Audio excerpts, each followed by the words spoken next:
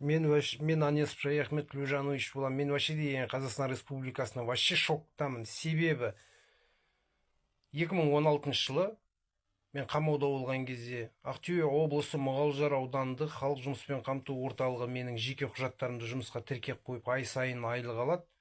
Мен оның барлығын 2019 жылы білдім. Осы мәселені деген көтермелеп бастаған кезде бастапқы Мұғалжар аудандық бір емес 5 прокурор біліп отырды. Фамилияларына дейін айтып берейін: Шакіров, Тулебаева Бутагуз, Куштаев Данияр, Байтұрсынов Ахмет, Куштаев Данияр. Вот. Енді қосымша 2019 жылы қайтадан Мұғалжар аудандық халық жұмыспен қамту орталығы біздерді труба монтажникке оқытады. Біздер труба монтажникке 12-13 адам оқимыз. Қандыағаш қаласында 2 бөлмелі квартирада бір апта. Документ бойынша документ дайындайды. Біздер толық бір ай Ақтөбе қаласында оқығанбыз. 12-13 адам біз 47 адам болып оқығанбыз. Және де аспаз мамандығына деген 8-ден 10 адамға дейін оқиды. Онда 47 дейді, жалпы 94 адамға мемлекеттік бюджеттен ақша алады, ұрлап жеп қояды. Оны да прокурорлар біліп өтті. Сөйтіп мені 2020 жылы деген бас бостандығыма шектеу жазасын, бас бостандығымнан айыру жазасына ауыстырып, сөйтіп Ақтөбе қаласының тергеу изоляторына қамайды. Сол тергеу изоляторында аламда мен жеке сұрақпен Ақтөбе облыстық антикор қызметтеріне қабылдасын деп арыз жолдаймын. Антикордың қызметкері Ерлан Қожахметов қабылдайды. Осы мәселелердің бәрін айтам. Сосын және де Қазақстан Республикасының бас прокурорының атына арыз жолдаймын. Қылмыстық процессуалдық кодекстің 618 бабы 2 бөлігіне сай. Сөйтіп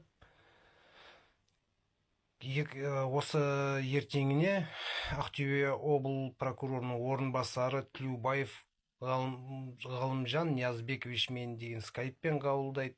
Ошым тексерістер жүргізеді. Антикор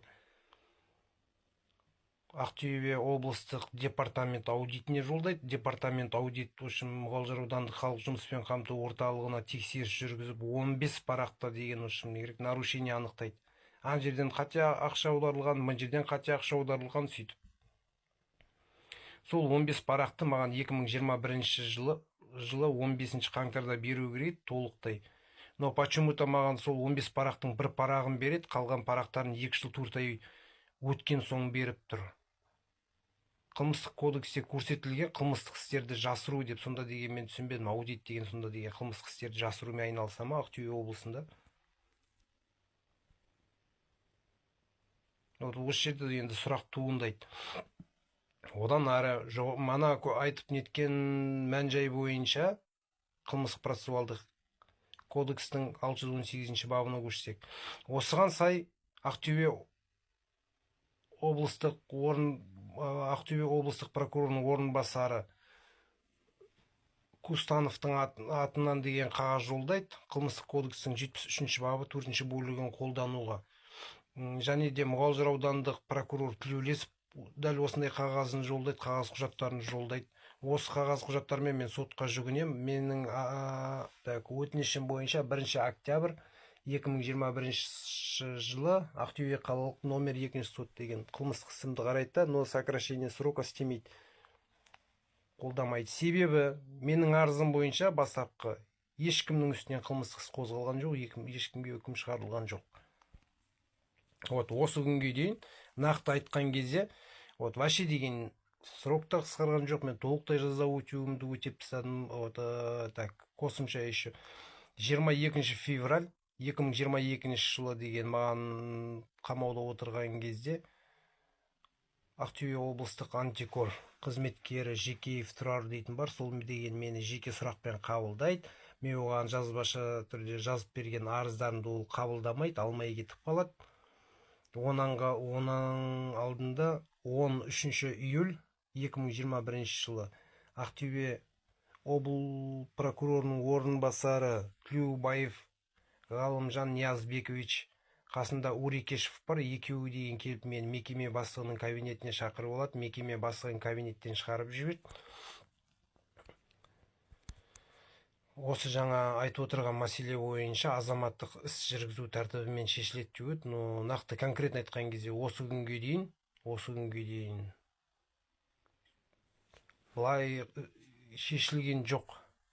Мен сотқа бір емес бірнеше рет жаздым. Мұғалжар аудандық және де Мұғалжар аудандық сотының судьясы Айтжановаға жеке сұрақпен кіріп, осы мәселе бойынша сөйлескен кезде судья айтып отыр: Шаяхмет, мынау деген екеуі де қылмыстық іс, мен саған оны деген гражданском порядке, яғни азаматтық іс жүргізу тәртібімен мен саған қарап шешіп бере алмаймын дейді.